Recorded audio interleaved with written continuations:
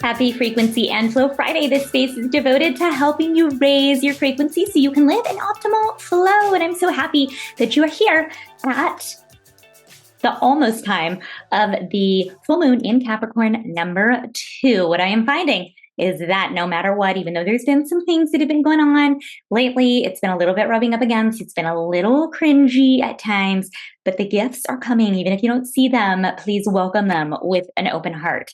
Now, this is a really good time to ground, to stay determined, but also to let go, to celebrate the wins and keep moving forward. I'm going to go ahead and choose 3 cards. You can think if you would like position 1, 2, or 3 when you're thinking about the week past and the week to come, and how can you raise your frequency to align with the energy of this moon and really truly make room for the new. I'm going to go ahead and shuffle, and as I'm doing that, I want to share beds are selling quickly for Chi Alchemy Retreat in April 2025 with myself and the awesome Dr. T, Dr. Tribus. So if you'd like more information, click the link down below, or better yet, message me, reach out. There is an early bird discount code that is happening right now, and Embody One members, you have a discount code. So reach out, ask questions, get more info. It's going to be fantastic. If you're choosing position 1, get crystals. So raise your vibe with crystals. But I'm also going to say to raise your vibration with earth in general. I like to wear crystal bracelets. I wear them pretty much like every day, but you can also do crystal gemstones. This is a card that really reminds us that, the earth is calling to you. There is a sensitivity in crystals, gemstones, crystals, stones, healing gems. They're all very interactive. They have gifts. Don't forget to clear them, right? A really good time to clear crystals. You can actually put them out under the full moon. It peaks really early morning. I think it's like 3 a.m. if I'm not mistaken. I can look. I always write it down. It peaks around then on the full moon on Sunday. 3:16 a.m. Pacific Standard Time. So if you're out here, maybe you want to clear some crystals for prosperity. Pyrite comes to mind, maybe amethyst, something like that.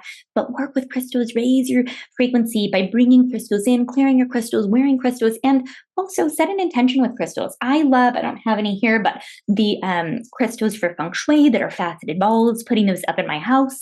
And in our home, looking at that, maybe doing some feng shui remedies. So tune in to the energy of crystals to raise your vibration, and also maybe just see what crystals you're drawn to and what messages are being received. If you are an Embody One member, crystals are earth. So tune into the element of stone or earth this month. If you're choosing position number 2, the card you get out of the deck is water. There's also a card that wanted to come with it, and it was peace. So these 2 cards together, I would say if you are an Embody One member, we're doing elements this month. Tune into the element of water, but also look at adding and kind of calming your mind with water and using the element of water to release and to cleanse.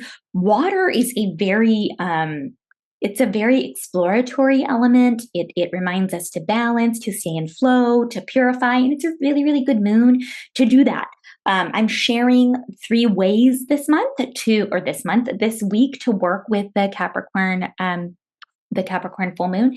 And one of those is to really engage in grounding practices in your routine. It's number 2 if you're going to read here. So both of these thus far, number 1, the first card with crystals, and the water and peace. I think that water, actually drinking water and hydrating, it does really help us to ground, right? It's a part of nature and bringing nature into our bodies. So, so far, pay really close attention to that second point in the writing. So bringing more peace, bringing more calm, breath work, and water, maybe just drinking more water would be really helpful for you, and cleansing your water, maybe sending energy into your water to raise your frequency. And finally, just hydrating in general. We forget to do that.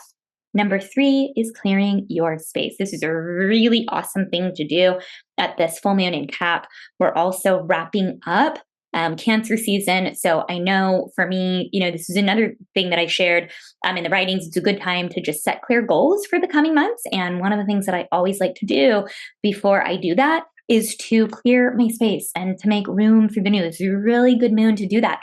So if you're choosing this position, I would say get some Palo Santo out, maybe cleanse your space, or with some essential oils, frank and myrrh on a charcoal tab, something like that. Move energy in your home, water your plants, talk to your plants, place plants in sectors 3, 4, and 9 if you have those for feng shui, and just simplify, just release. We did a big decluttering just recently, even though it's summer, it felt so good to do. So there you have it. There's some ways to raise your frequency. I hope that helps. And just, be you, be authentic, be kind, be inspirational. That always helps to raise your frequency. Stay in acceptance and neutrality if you can't do anything more. And if you are at all curious about Chi Alchemy, I would love to see you there. There's some beds left still. Ciao. Happy week. Happy full moon in cap number 2.